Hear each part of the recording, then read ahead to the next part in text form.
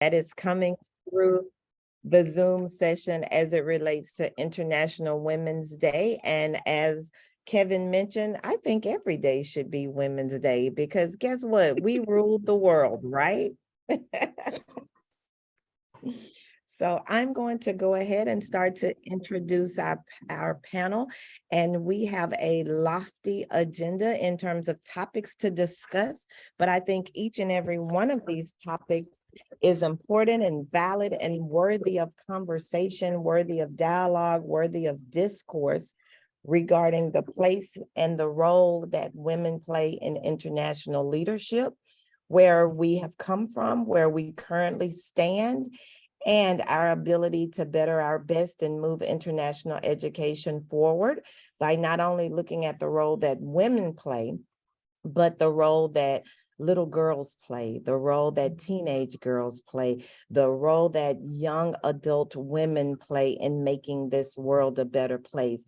And the pinnacle of doing that and moving them forward begins every day that they enter our schools, no matter where they may be on this globe. How do we make them feel worthy? How do we make them feel as if they are important, that their voice counts, their concerns, their fears more than anything are important, and giving them that safe space to be who they are and to express themselves, because they're going to turn into women that one day celebrate the ages of all of us in the room, right? And it's our role, our job to empower them and give them that shoulder to lean on as they matriculate through their lives. And you know, there's so many women when we look back over generations of races, creeds, colors, indigenous populations, land masses on this earth that have done amazing things to celebrate women, right? And we should all be appreciative of that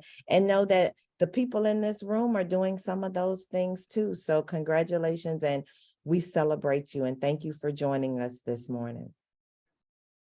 So I'm going to go ahead and get started with some of my introductions. Let me first say that I'm going to do my very best with the names. And if I mispronounce one, please know that it is not my intention. I apologize in advance. But sometimes my Southern Mississippi accent takes over and I may mispronounce a word or two, okay?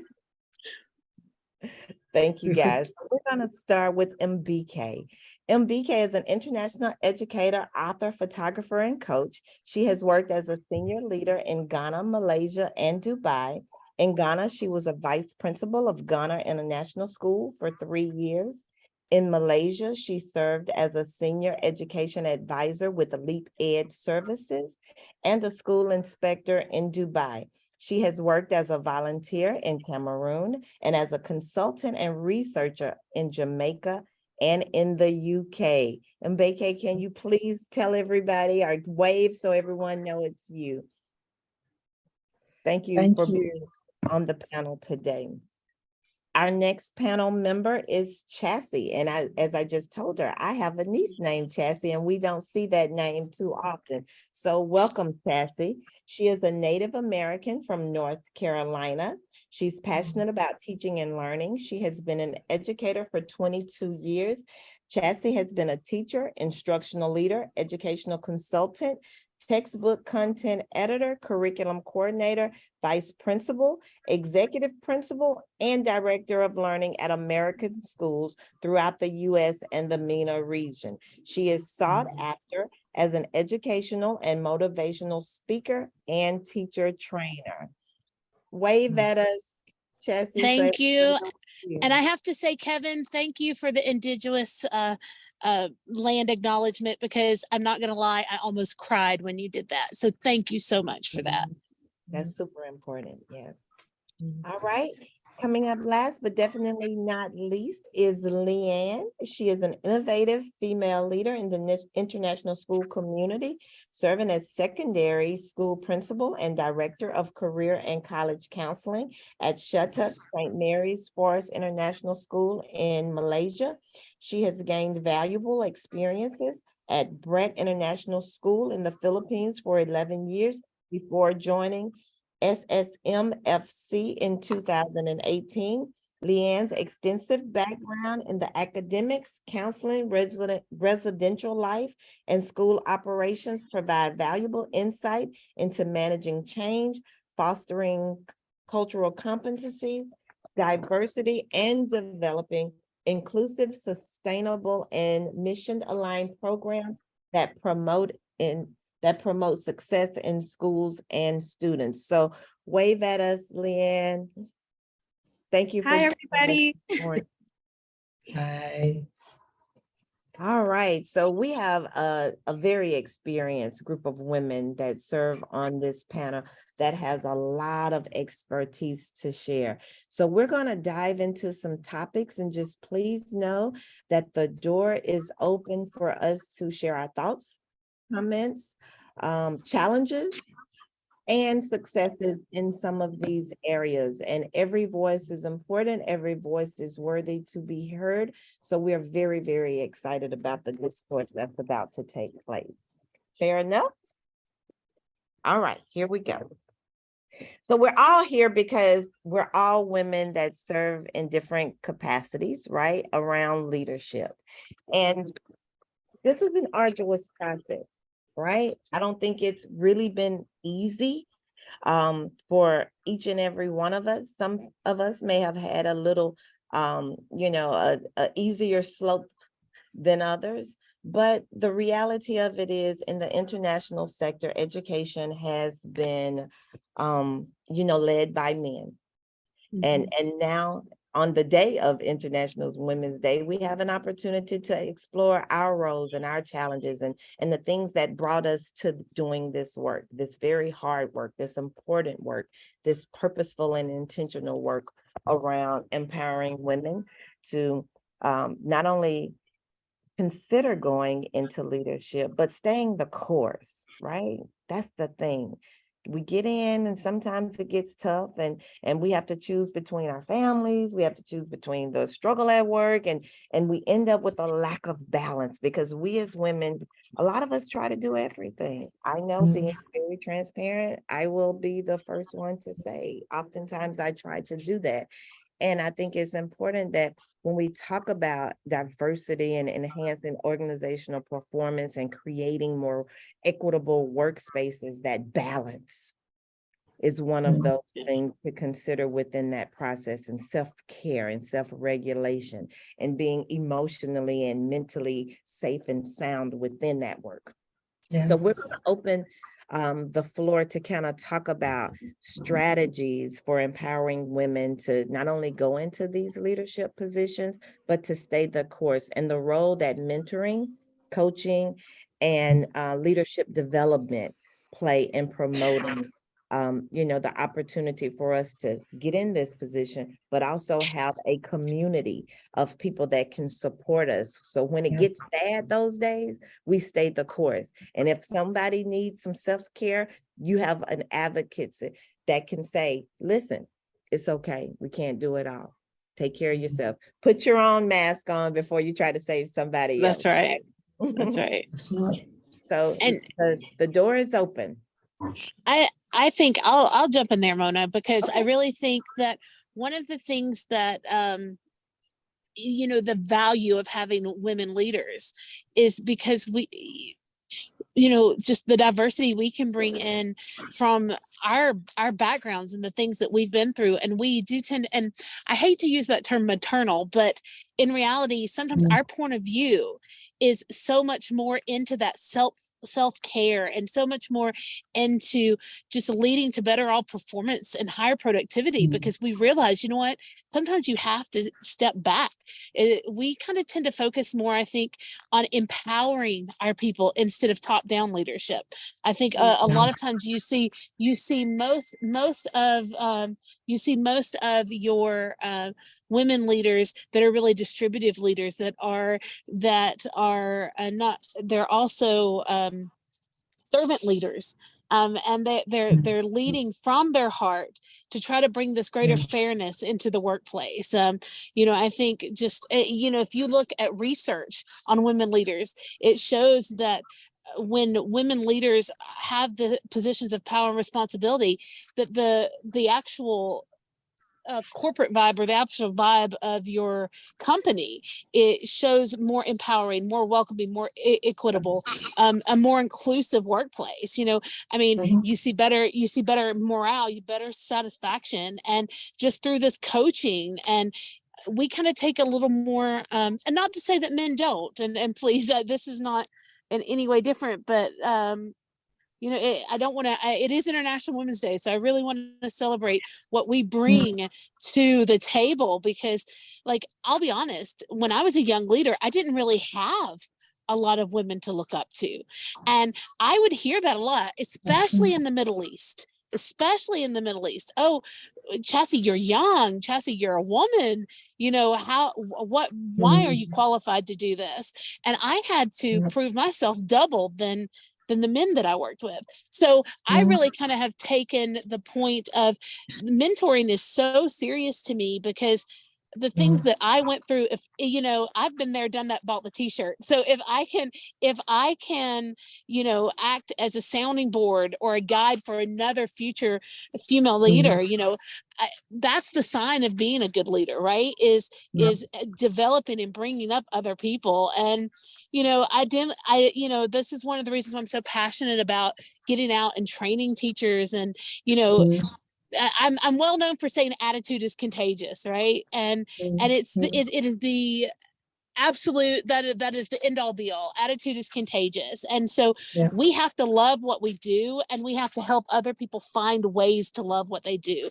And we also have to, when we see someone struggling, say, hey, you know what? You need to take a day off. You need to step back. You need to take care of yourself. That work-life balance and having flexible arrangements, work-life arrangements. For example, I had my daughter in the summer, and in July 16, because I delivered her in the summer. I didn't qualify for maternity leave, and I was back in school on August 1st. And, you know, and so that's something that I learned 10 years ago. She'll be 11 in July.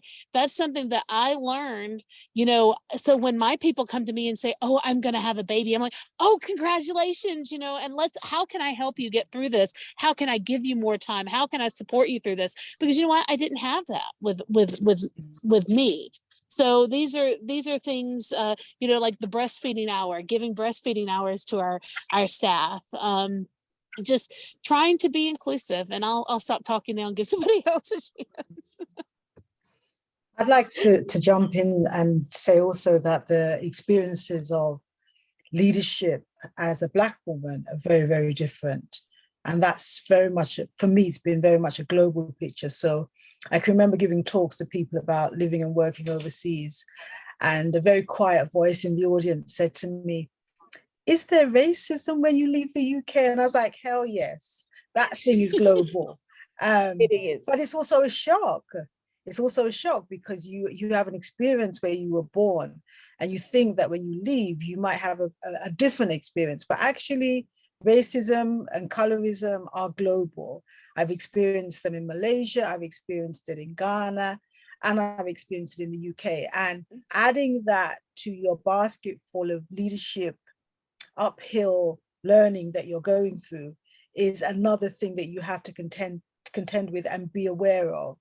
You know, I've walked into schools in Ghana and I've had colorism and I've had sexism. I've had men say, no, I'm not listening to you because you're a woman. What is it that you can teach me? And, you know, when Chassie speaks about having to verify your credentials over and over again, it's something that men rarely have to do, particularly white men.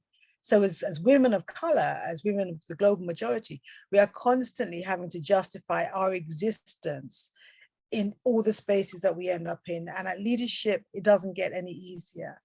And, you know, Chassie, you talk a lot about the maternal element that we bring. And I absolutely 100% agree. As women, we tend to come in as leaders that are left and right brain. So we're looking after mind, body, and spirit. And that's a very, very different approach to most of the male leaders that I've worked with, or women who have taken on a male model of leadership. So I don't think it's definitely about gender. I think it's about the model of leadership that we align ourselves with and that we bring to the table. And so as leaders, when we go in, there are lots of different things that we're navigating on top of the new role. For some of us, it was a new role. And so on top of the new role and the understanding and uphill climb of becoming great leaders. So I think there's lots of things going on when we step into the leadership role, which men often don't have to think about, don't have to navigate, and definitely don't have to defend. I rarely hear a I man feel saying that that. somebody's Oh, asked, what are your qualifications? What experience do you yes. have to be standing here? And Yes. there are times when you really just want to use some expletives, but you don't, in the name of professionalism. But really, why would you ask me that? How do you think I got here? No one didn't hand this role to me. I've worked hard for it. And often, you know, you work twice as hard and you are more qualified than some of your male counterparts. But yes, you're still being challenged. So these are real issues. This is the reality of being a female leader. And I celebrate women leaders all the time. And, you know, happy International Women's Day to everybody who's on the call. It's important that it isn't just today, it is every day that we acknowledge the gains and the pluses that we bring to our roles. But it's also real to check in and know that it's not always easy being a leader.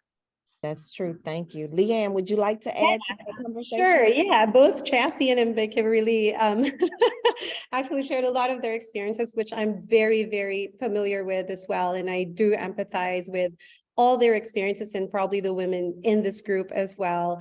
And, you know, like being female plus Asian also is is something different as well in the international school world. But one of the things I want to bring up is really, you know, I'm really happy that we're talking about this, but one of the questions I always think about is why do we need to wait for, you know, these kinds of opportunities and spaces to be able to just talk about it and acknowledge and address, you know, these kinds of issues in the lens of growth and improvement in schools. And I feel that, you know, as international leaders, women leaders, we need to also be the pioneers in helping schools explore all these cultural biases and social expectations. And it is our, you know, responsibility to be that bridge as well. And, you know, one of the things I think that, you know, you did mention something about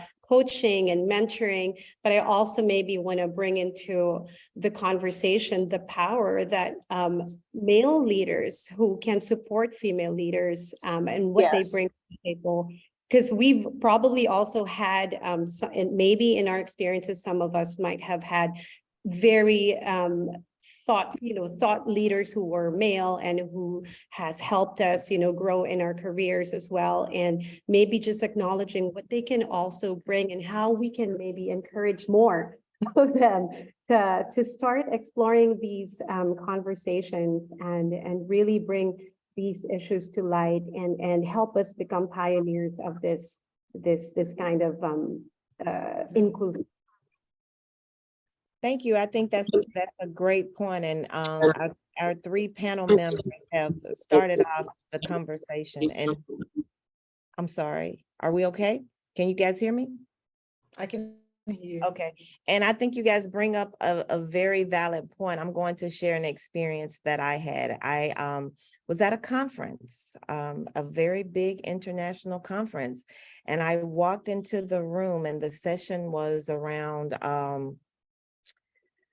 heads of schools and retirement or something to that sort, how to plan for retirement. And I walked in and I took a seat, and it was like everyone's face turned to look, and one of the gentlemen said, "Excuse me, can we help you?" And I said, "Yes, I'm here for the session." And he stated the name of the session, and I said, "Yes, sir, I'm aware." And I stayed in my seat. And another gentleman said, "Ma'am, we don't think you're in the right place. We want to help you get to where you need to be." I said, "Sir, I am exactly where I need to be. And I would appreciate the opportunity for us to move this conversation forward because I am really intrigued by learning about your experiences in international leadership. And I think there's something for me to learn and to add to the conversation as being part of this room. So thank you for allowing me to have this space." So, you know, when I heard you guys talk about the role that men play within this dichotomy of bringing women, in, bringing diversity into leadership, let's kind of talk about a little bit about how men can do that, because I'll be honest with you, I've heard gentlemen say all across the globe, well, I didn't know as a head of school or superintendent or director or whatever the term may be, wherever we are, I didn't know that I was responsible for that as a head of school. So let's unpack that a little bit. Okay. Any thoughts? You know, m- yeah, Mona, you know, it's something that I've only recently kind of learned, because I go back to what Umbe was talking about, uh, having to justify my credentials all the time, right? And I had a really, I am in such a great place right now with the superintendent that I have right now is a woman, and I've never been so equally yoked with someone in my educational experience. And she said something to me. She said, Chassie, you always walk into a room and you always start out with, you have all these certifications. You always, and yeah, because I've had to do that in the Middle East for so many years. And she said, Chassie, you know what? You don't have to do that. And, you know, and I started really thinking about that because I'd never had anybody tell me I didn't have to do that before, because I've always had to do it. We've She had said, to when do you, it. and she said, when you open your mouth, people know how intelligent you are and that you know what you're talking about. And it's really funny because here I have been for the past so many years, you know, trying to teach people, to empower people. And then, wow, I just had this lady just completely say, boom, Chassie, whoa, look at this. And then I saw, and of course, you know, we all love a good meme, right? And I saw something a couple, maybe about a year ago, and it really hit me. And it says, you know what, a lion doesn't have to tell someone that they're a lion. And that really resonated with me. And so when I go back and I think about men who have influenced me in my career, do you know, I take it back to my elementary school principal, Mr. Nicholson. This gentleman, honestly, everything that I know about leading a school, he was my principal from kindergarten to grade 5. And then when I moved away, I came back and he was the principal of the high school, and he had moved up to the high school. And this man taught me about making the kids my family, making the kids know that that everyone in that school is loved, they have a safe person, that these kids can trust their teachers, and that their teachers are here for them. And, you know, having that model, that's been the most positive male leadership model I've ever had. And I've said this to him numerous times over the years. I learned how to be a school leader in elementary school and in high school. And then I had a really amazing male teacher. And when I was in high school, who really, he knew that I had to work, that I was helping to support my family. And, you know, he would do things like let me out 10 minutes early so I can make it to work on time, so I wouldn't get written up at work. When I was trying to go to college, he made sure that I had access to a piano that from the school, that he would play all of my music when I would go, and this was floppy disk time, right? So he would put it on floppy disk, and he would let me borrow the school's piano to go and audition. And that's how I got into college, right? So, I mean, just, I've had good leadership, but I just think that it's not as available as it should be. Let's put it that way, right? I agree with you 100%. And I've had my fair share as well of you know, male leaders and bosses that, you know, had not really been supportive in that way. But I've also had my share of really, really encouraging and impactful bosses. Just my current headmaster, he's hopefully he's here. I don't know.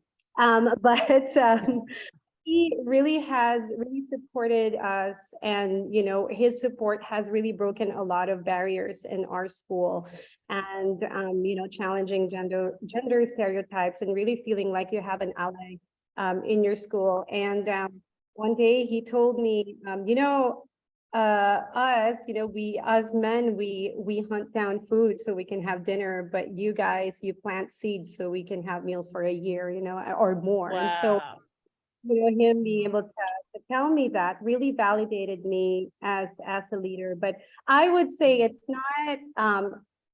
not common. And I've had my share, of leaders as well who have always just questioned me and made me feel like I had to explain why I did this. But the other one would let you build the table and build your chair. So you have like a contrast, and I guess what I'd really like to shed some light on today is really like, how can we really empower males to really help support and break down barriers that challenge all these gender stereotypes. Yeah. And I think that's the challenge, right? Our challenge as women is to hold all of our male counterparts responsible and say, That's no, right. this is important work. Our leadership teams need to be diverse, even when we go into the recruiting process every year. My rule of thumb is I want the best person. It does not matter to me. I want the best person for the children that we serve within our organization. But how do we make a conscious effort? Because in some regions, you may typically have Caucasian people to apply. And I know there's been a lot of amazing work that has been done by recruiting agencies in terms of removing pictures and things of the sort, so that, marginalized people across the globe have an opportunity to have a seat at the table, or at least have an opportunity to apply for some of those positions. But I think as we go into the recruitment process and promoting underrepresented populations of people, because intersectionality is real. We sit here, most of us, dealing with intersectionality. And because in the international sectors, our school boards have ran the way that they have for years. Our schools have ran the way they have for years. And, I've heard across the board, because ironically, my dissertation is on this topic, when we look at the challenges that exist for marginalized population and indigenous people across the globe that are seeking to get into leadership, it has to be a conscious mindset of, yes, we want diversity. That is the first tier. Yes, we want diversity. Now let's define what that may look like. Because, when we look at ageism, sexism, and all of the other isms, right, we have to be mindful of that. But I think as we move this process forward, our role as women is to say, hey, we are important. Marginalized people are important. Their perspective, their knowledge, their skills, their dispositions can add to our organization. And it's important for the kids that we serve across the board to be able to see representation of different people within the Amen. organization. Yeah, I think, Go ahead. Sorry. So No, go go on, ahead. finish, Mona. I was going to say, you're making some really crucial points there. And there is something that's kind of in my stomach saying, when you are working in the country where you were born, there are laws and there are cultural practices that protect you almost when you raise your voice and your head above the parapet. When you work internationally and you move into new spaces, you don't have those laws that protect you. You don't have you don't have familiarity with the cultural norms, and you can move into a space. And so you're not only navigating the sexism and the racism and the hueism, you might also be looking at traditional practices that you're not aware of. There's nepotism. So there are groups that always hold the top positions in some countries. And there's very little that you can do. And it always breaks my heart, literally, as an educator, that there are some things that people will not be educated out of. There are practices that they refuse to leave behind. And so when you go in as a female leader, you go in as a woman leading, you are navigating all of that. And so you can be in a space. I've been in spaces in West Africa where I've applied for headship, and I've been told the only heads they will recruit are Caucasians. People do not want a Black woman heading an international school. And the first time I heard it, I was like, tell me you are joking. And the recruiter was very honest and said, no, that's the reality. And so, you know, I've been in countries where they will not allow you to rent accommodation if you have a passport from Africa. You will only be able to rent if you have a British passport, as I have. Then the accommodation Severe is open to you, but you have a passport from Africa and they say absolutely no, because their ideas, their perceptions, their prejudices will not be challenged, and the law of the country will not protect you. And so, you know, it's those realities that come home to you when you leave where you are and go somewhere else as a leader. So it's being mindful that, yes, my fight for change and, you know, embracing equity, which is what we want, which is what I want. We want change. We also want a recognition that people are coming from different starting points, but in a different space, you are navigating other things. And the idea of change is not that straight line that you might think it is. It may not even happen in your lifetime. You might plant those seeds, as you said, Leanne, you may plant those seeds and get the people around you to start thinking. And the challenges around reinforcing negative stereotypes I've experienced from men and women, because we grow up in the same society and men and women buy into the package of what is acceptable. And so I've had other female leaders want to oppress me because I've come from the UK and I think I know everything. Actually, no, I don't, but you know, their ideas about my being able to speak up challenges everything that they've been raised with about what a woman should and should not do. And so as you navigate these spaces as international leaders, as female international leaders, you're also taking on things that you may not have even considered would be a real problem. You would not have had to do that at home, wherever home is, but you move out of home and you go into another country where you think everything will be perfect and ideal, and often it's far from that. And the mentoring and coaching, which I didn't have, I absolutely 100% support, because once you're in those spaces and you are out there on your own sometimes, navigating everything, the thing that would keep you there would be having a mentor and a coach who's had the experience and who's able to support you to develop the tools and the mindset to be able to stay for the journey. I've seen so many leaders, global majority leaders, move away from their roles because they said, I can't do it, it's too much.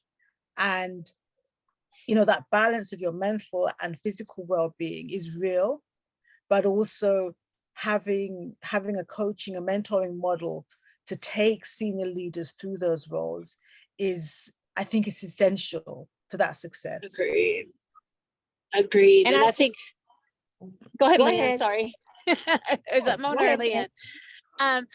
You know, I think that's so crucial. And I think that's one of the main reasons why, you know, ALEOC is so important in the work that we do at ALEOC, because, you know, I've actually experienced it both ways, in my home country and outside, because, you know, I'm Indigenous American, but I chose 20 some years ago to be Muslim.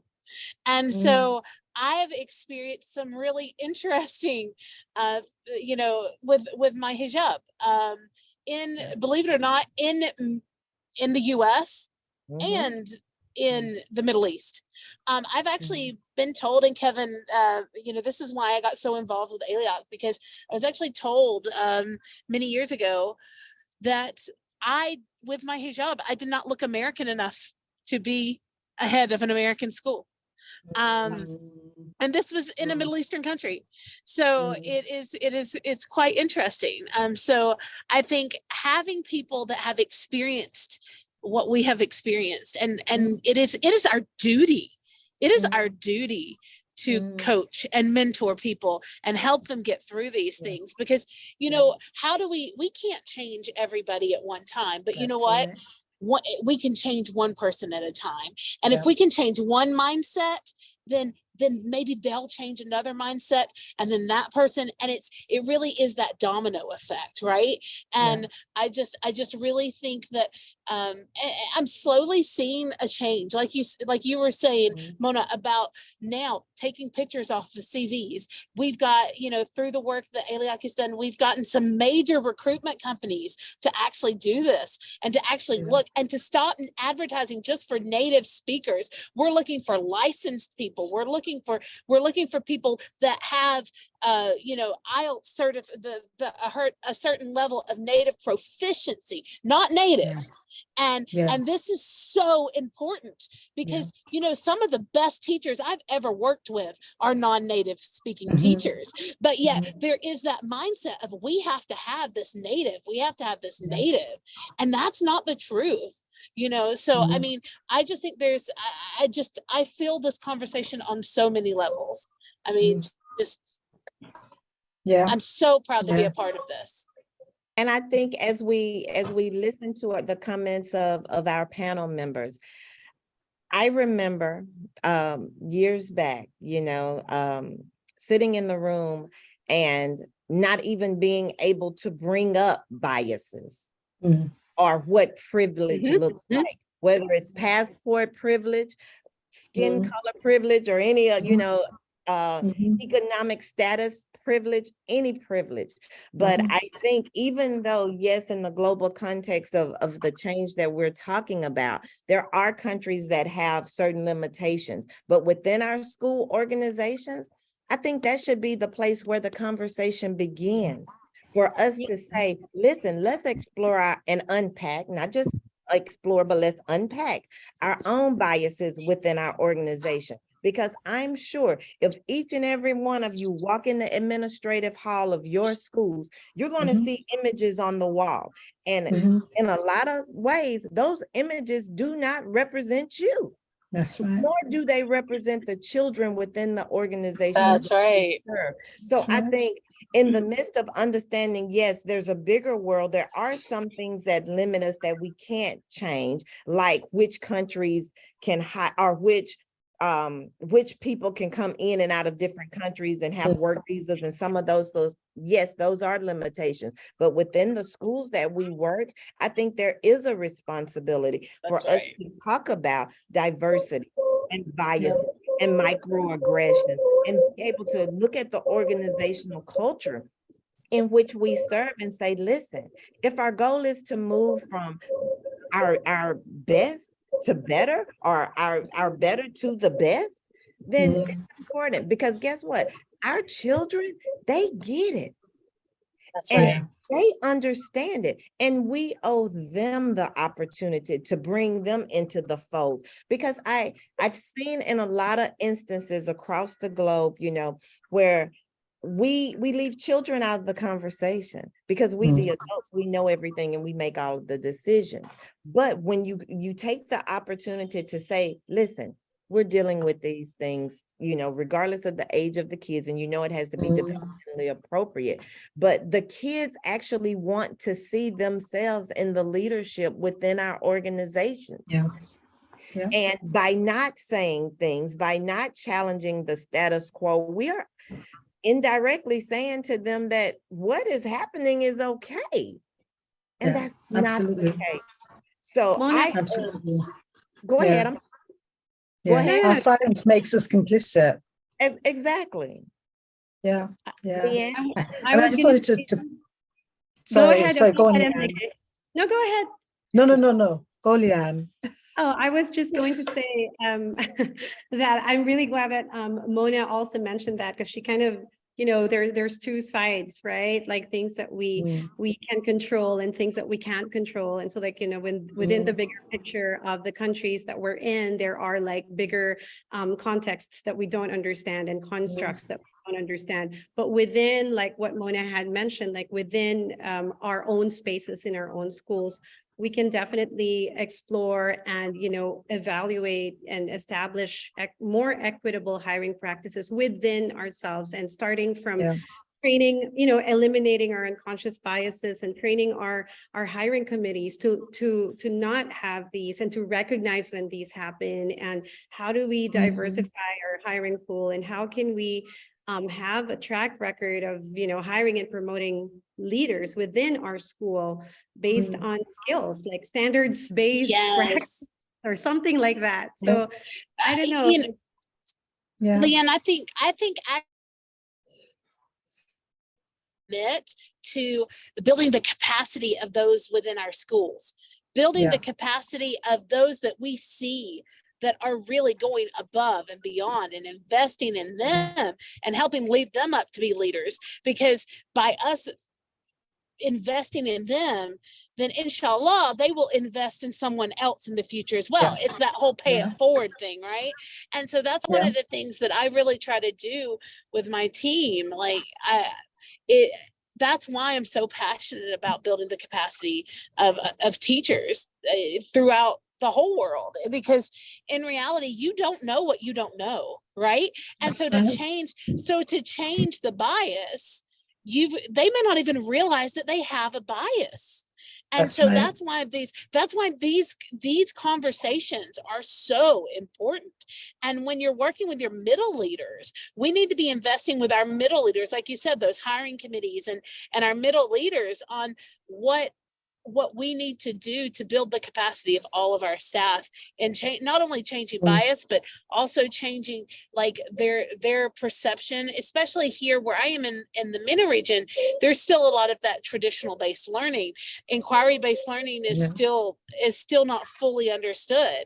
And so just investing in our students, investing in our teachers, and just investing in ourselves, so to speak, you know? Yeah, absolutely. Absolutely. And just wanted to pick up on something that you were saying, Chassie, about being a Muslim. So often the way that we present can be a growth area in terms of moving people on, or it can be a massive challenge. Right. And you know, and our backgrounds, you know, so I've had the experience of being told that if I knew you were Jamaican, I wouldn't have hired you. And this was in West Africa, and I was shocked to hear it, and actually said to the person that if I was in the UK and someone said that to me, I wouldn't work for them. So right. you know, if my being a Jamaican is a problem, you can have my resignation letter now. And they said, no.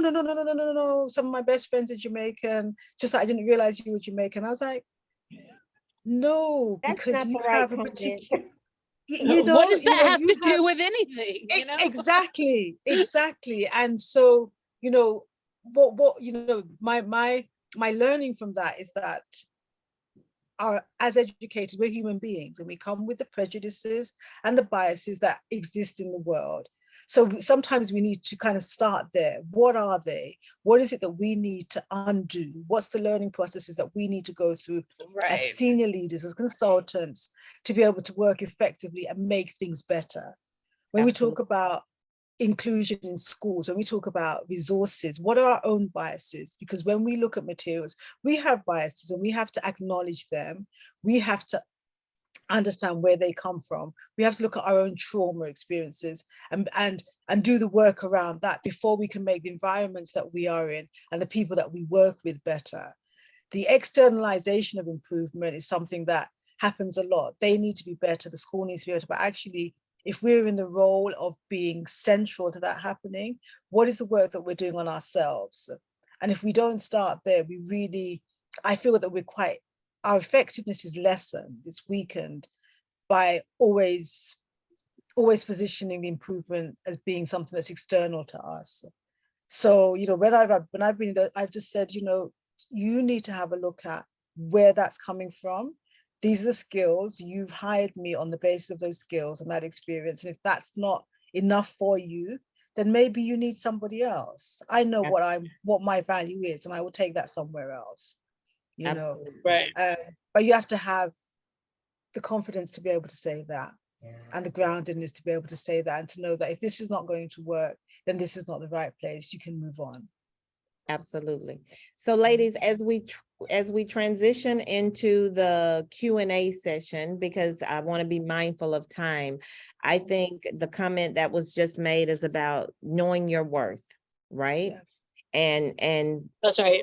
I would be remiss if I did not say on this particular day, out of all the days of the year, each and every one of us comes with value, right? And we have to be confident and secure within ourselves to realize that sometimes we have to step away. And if we know it's not a safe space and we know that's not an environment where we can do well, where we can gain knowledge, grow professionally, and add value to the organization, it's okay to bow out gracefully. And I think within that process, just knowing your worth.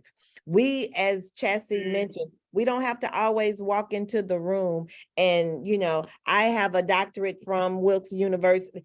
No, we don't Right. have to do that, because the reality of it is, it's probably not going to matter anyway, because they can't get past the fact that you're a woman or the color of your skin or any other level of intersectionality That's right.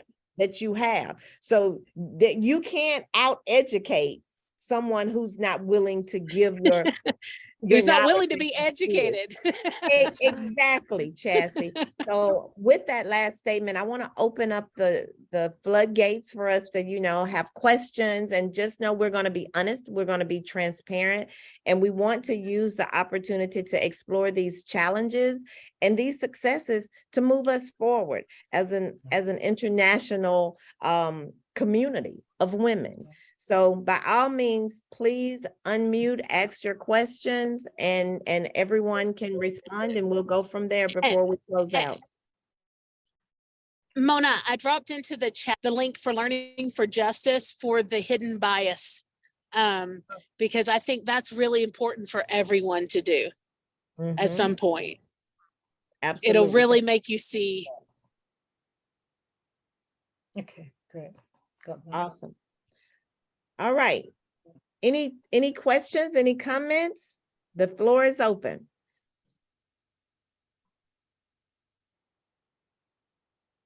Yes, Rachel, please go ahead. Thank you so much, ladies. This has just been really, really heartening and inspiring. And I have many friends who are trying to get into leadership in international spaces from lots of different backgrounds. And one of the tensions they're having is to survive in a space, they're having to take on that male style leadership. And it's a survival skill because they don't have any other model. And as someone who's not currently in leadership right now, is there anything I can do, or just systemically we can do, to help people to be able to see themselves as worthy enough, or just be able to be themselves in a space without having to take on a persona or the tough guy kind of persona? I'll start on that one. Rachel, I think, we grow into womanhood, right? And I will definitely say the woman that I am today is not the leader that I was 15 years ago. Absolutely. And I think as a woman transitions through her emotional, her mental, her physical components of growing and changing as a woman, I think it's something to be said for knowing your true north. Yes. Your yeses are your yeses, but your no's are your no's. And I will say, as a woman who's been in international leadership for a while, there have been rooms that I sat in and I know I was invisible. I would make a statement and no one would respond. And then the person comes behind me who looks a little different and has a different gender would say the exact same thing. And it's the best idea in the world. You would think they made sliced bread. And I had to learn to be okay with who I am, who my core beliefs are, who the things that make me happy. And once I've worked through that, and it took a while, now there is no way that I'm going to sit in a room and not be authentic. There's no That's way right. I'm going to sit in a room and try to serve as a man, because that's not who I am. That's And right. in addition to that, there's no way I'm going to sit in a room and not promote other women or other people that I see going above and beyond. And last but definitely not least, I'm the one to call it out at this point. This is not Yeah. right. It's not That's best right. for kids, because that's Yeah. where my true north lies. If we're doing things that are not best for kids, don't include right. me in it. That's right. And I'm okay with being able to say that, because I have that level of confidence. I have that level of security with who I am as a Yeah. woman and as a leader. And I also know that I can't change everything, but that doesn't mean I'm gonna sit in the room That's and be right. quiet about it. I'm gonna acknowledge how I feel about it, and I'm gonna choose to step away. And Yeah. exactly. And I think that's the most important thing, Mona, is knowing when to step away. You Yeah. finish, you do everything that's right for the kids. And this is one of the things that I've actually had to have some hard truths about over the years, because I've always been told that, you know, and you're probably very similar growing up in the South. You know what, where we come from, people work at the same job for their whole lives. They don't just jump Yeah. around and go to other jobs. Mhm. And you know, Yeah. so for you stick it out. But here's the thing, if you cannot be true and do the best thing for the kids, or if other leaders refuse, or your upper leadership or boards or whatever do not believe, if you do not have the same vision, then Mhm. it is okay to finish your contract and walk away. Mhm. And then when you go into interviews, you be honest with it and say, you know what, I am true to myself. I know my true north. I know my worth. And Yeah. I refuse to compromise on my kids. Mhm. Everything I do is for my kids, and I refuse to compromise on them. And if it looks like someone else is compromising, I will do my best to support and take care of my kids and my teachers. But and that's the other thing too, as leaders, we have to speak up for our teachers. We are their voice. And you know, and it doesn't always work out that way. And I think that that's really important when you're stepping into the leadership roles. You go in, you try to see your contract out, you do your contract, you do the best you can. But if that's not the right place for you, it's okay to walk away. Yeah. Okay. Yeah. You have to take care of yourself. And I think, you know, Mona's really, you know, Mona's point is quite crucial, because leadership skills are gained through experience. You can read the That's it. textbook, watch the videos, but actually you learn through the experience. And through those experiences, you really get to know what your non-negotiables are. Mhm. You know, you do something and the stomach, the pit of your stomach will say, that wasn't right. That doesn't fit with me. And the next time, your whole being's going to be, no, this is definitely a no for me. I'm not going to be a bystander. I'm not going to let this thing go on that doesn't resonate with me. But you learn how to do that, and your confidence grows. And the coaching and mentoring really does support that. Yeah, you have someone that you're accountable to, someone that you can look at different models of communication with. There are so many different models that you can take into a scenario that can provide you with different outcomes. And having someone to take you through that process can be the difference between lasting or not lasting a contract. It really can. It makes that difference. So yeah, it's not, I don't think there are any clear yes and no's to leadership success, because all of us have different characteristics that we bring into the roles.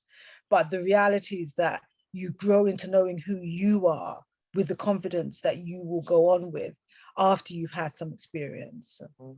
I was going to add, actually, just listening to what Mona and Chassie was saying, as well as Mbega, what you guys were saying about how important coaching and mentoring really is. And just hearing your question, Rachel, I'm thinking that you are surrounded by all these women who want to really move into a leadership role, but only has, one sort of type model of leadership. And it really makes sense for this kind of, of environment to be able to create mentorship programs and support networks. Like, as leaders, maybe leaders could serve as the mentors and give these people opportunities to connect with similar like-minded people, and also thinking about how they can develop their skills, navigate the challenges, and just everything that the other panelists were mentioning could be a part of an entire personal branding course Right. or mentorship Absolutely. program that you can build to help them. And I do agree, once you find your own voice and be confident in what you can bring to the table and the uniqueness that that you can bring to a space, that just answers it all. You don't have to copy any kind of leadership style, but That's you can right. know who you are and what you can bring. And I guess, just knowing your true north. But again, I want to acknowledge that it is not an easy journey to find that, and having a support system and a network to help you navigate that space and that journey is very, very crucial. Absolutely. Yeah. Are there Something any other? small. Oh, I'm Something sorry, go small ahead. something small just jumped into my head, and I'm not sure if anybody else has this experience, but often in the UK, when people are looking for leadership roles, they'll check on the Times Educational Supplement, which is the platform where lots of leadership roles are advertised. And I'm very mindful that if you see a role being advertised every year, you might want to look in depth at that organization, because That's right. does that happen with you as well? You kind of see, you think, Yeah. oh, they advertised that role last year, what's happened? And they've advertised it again this year, or 6 months later. People are not staying. So there's other things going on in that organization. And as leaders, it's important to, to look at those, to look at reviews, to understand the environment that you're going into before because there's all this other stuff that you're going to have to manage anyway. So, look at the organization that you're positioning yourself in to have that experience. And BK, I think it's also important in interview processes to ask, how long did the former leader, how long were they there? Or Absolutely. how long was the person in the position you're applying for there? Because again, that's a big red flag. If they say, oh, it's been open for a couple of years, or, oh, it's changed every 6 months or every year. There's got to be some structural issues there within that organization.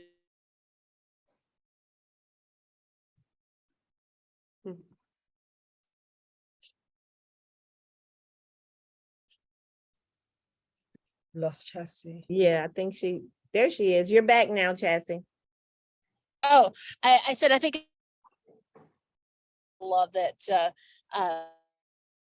ask, how long has that position been open? Mm-hmm. Gotcha. Yeah. Are there any other questions? And thank you for that, Rachel. That was a great question. Any other questions before we close out? Because I want to be mindful of everyone's time. No? Well, Rachel, I will say to you, please reach out to me. I will put my information in the chat. If that's something that you would like to have a conversation about or share with your friends, I'm more than willing, because it takes all of us to do this work. It is hard. It is essential. And it's important. So Yes. I will put my information in, and if there's anything I can do, I just stuck my name. I forgot the email. Just reach out to me. I'm going to do the same thing, Mona. So if anyone would like to contact me, I've just dropped mine in there as well.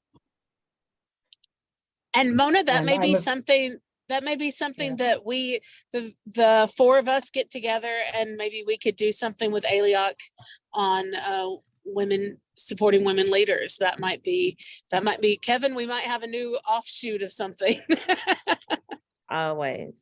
All right. Well, as we close, I want to take an opportunity to thank our panel members, thank all of you that joined this session, and we hope that there were conversations, thoughts that crossed your mind that made spending this time with us worthwhile. We understand the challenges that exist in this environment, and we're all here to love on each other, to support each other, but to be honest and to be transparent, because that is how we get better, by, being able to be vulnerable in front of one another and just to call a thing, because Yeah. oftentimes that's what we as women need to do.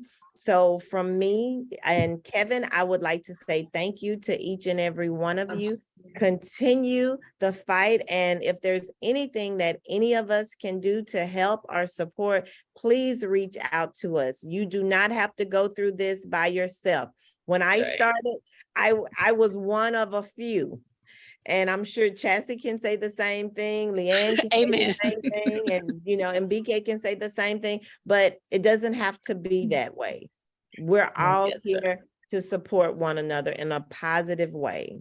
So in terms of when will the recording be available, I think it's usually downloaded and shared out within 24 hours of the session.